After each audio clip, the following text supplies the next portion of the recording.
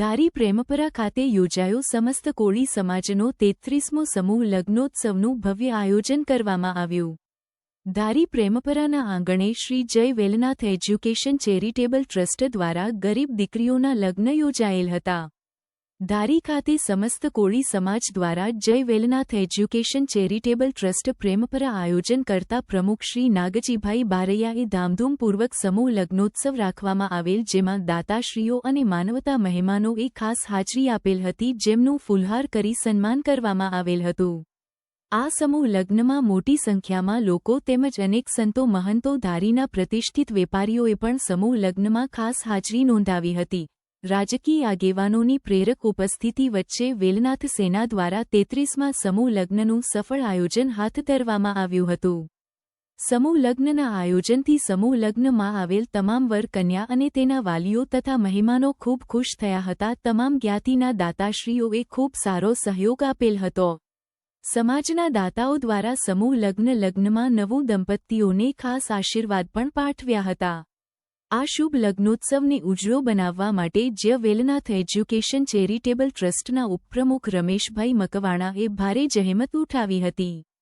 પ્રેમપરા નકળંગ રામા મંડળ જગા ભગત અને સાંજિંદાઓએ લગ્નગીતની રમઝટ બોલાવી હતી।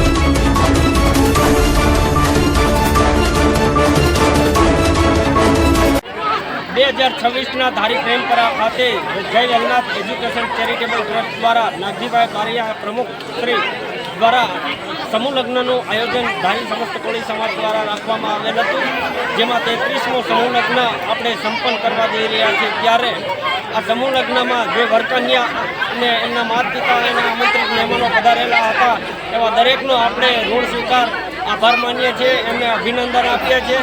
ખૂબ ખૂબ ધન્યવાદ, ખૂબ ખૂબ આભાર।